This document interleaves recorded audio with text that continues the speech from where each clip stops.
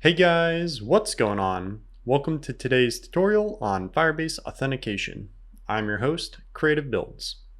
In a previous tutorial, I showed how to host your site on Firebase. In today's tutorial, we're going to take a look at a bare bones project I made for how I would go about adding user authentication or login to a site. I've included only what's needed, and you can find a link to the source code to follow along down in the description below. First, let's take a look at a finished example to see what it does. Essentially, all we have is a simple sign-in page that uses email and password or a third-party service like Google in order to sign in. If I enter an email address here, say test1@gmail.com, and a simple password, and then hit sign up, we're then redirected to the user page, showing us the email address associated with the account we just made and a link to sign out. Clicking that link, we're redirected back to the sign-in page, and you'll see if I use Google sign-in with my personal Gmail, that we are also sent to the same user info screen with my email listed instead of the test one from earlier. Now this is just a sample page to show that we are in fact authenticated. We aren't doing anything special, but this is where you would add more functionality to your site. Say if you're making a chat app, users need to sign in before they can view any channels to chat. Your limit is your imagination for what you want to add here. But since we're focused on how to add authentication, let's go see how all this works. Remember, if you want to follow along, feel free to fork the code from GitHub and make your own version. The best way to learn, in my opinion, is to break the code yourself and tweak it to best understand it. With that being said, we'll start with the HTML file, and nothing as special is going on here. We include the entry point for React by including our main.tsx file, and we also have a div with the ID of main, which will be used for React. Let's do a quick walkthrough of React for those who aren't familiar with it. If you are, feel free to look at the timestamps in the description in order to skip ahead. Opening up the main.tsx file, we get that div element that has the ID of main. That will be our entry point.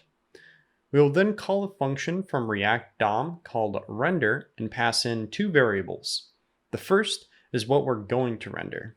The second is the entry point which we want to attach React to, and it allows React to modify the HTML inside of that div element. The component we're rendering is a custom router that I made, which controls what page the user sees. If we control click on the element, it will take us to the custom router page. If React is new to you and this seems a bit overwhelming, don't worry. All we're doing is exporting the React component called custom router. And now custom router needs access to user information. We get that information by calling this useUser function, which is also known as a custom hook. We'll get into that more in a bit. For now, let's look at the return part of this function. React uses a HTML style syntax and uses greater than and less than signs in order to visualize different React components. The first one I call is router. Router is added by React Router DOM and acts like a controller. When combined with a switch, it's able to quickly change what is rendered on the page based on the URL. Note, this is different from normal HTML because technically the server is still sending the same HTML file, no matter what URL we go to. In a normal server, this isn't the case. Every page that we go to has its own unique HTML. That's what makes React different. You'll see this way of serving files called a single web page app. It's only on the JavaScript front-end side with React that determines if you're on the logout page or the sign-in page. We set up those paths by using what are called routes. Think of those like if statements. They will only render the elements inside of them if the path matches. AKA, if my path reads /logout, it will render the logout element, but not the sign in element. Hopefully that helps clear up some of what this is doing. You'll also see that we're using a ternary operator here that says, if the page isn't loaded, render nothing. If the page is loaded and the user is logged in, use a certain set of switch statements that only a logged in user should see. Else, if the user isn't logged in, then use a certain set of switch statements that only a logged out user should see.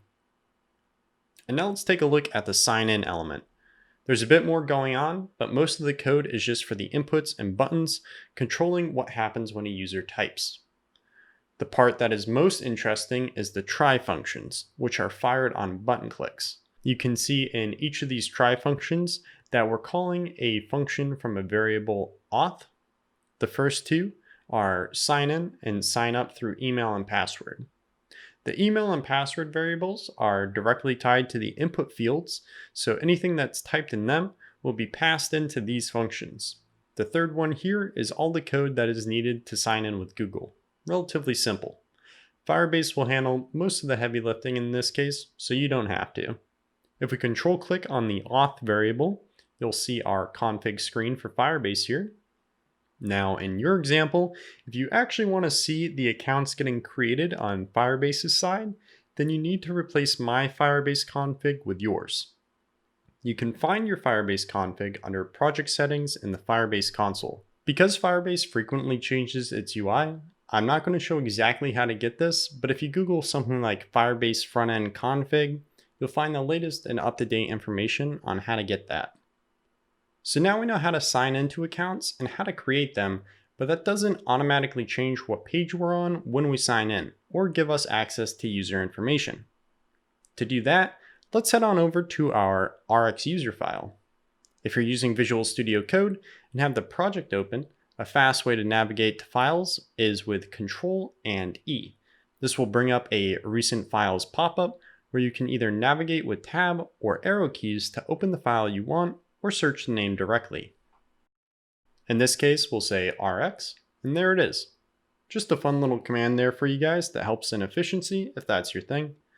And now you may be thinking this file is pretty small, and you'd be right. The reason is it's exporting an RxJS observable with the state of the user.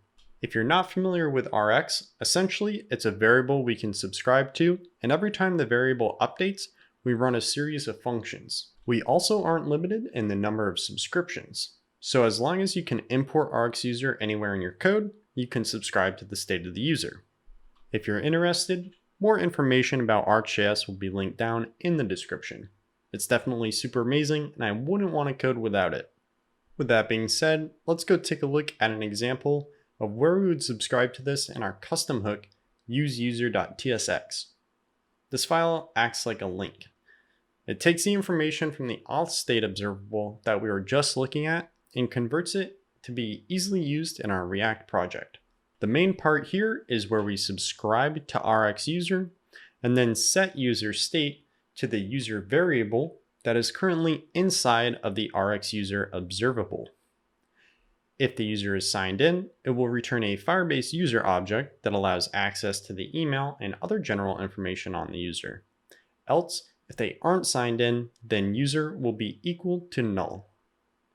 Other information that is exported besides the user state is a Boolean value if the subscription is loaded or not, and a function called isLoggedIn. Now let's head over to userinfo.tsx so we can see what we do with that information when we import it. You'll see right off the bat, I'm doing a check to see if the user is logged in. If they are, then a message which includes the email of the user is displayed. Otherwise, a message with a link to sign in is displayed. So if you're making your own app, this is where you'd start adding extra content based on what you want to display after the user has signed in. That's going to do it for me for today.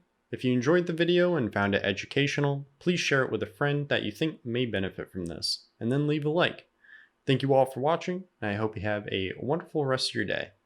New tutorials come out at 8 p.m. Eastern Standard Time on Monday, with new devlogs coming out at 8 p.m. on Friday.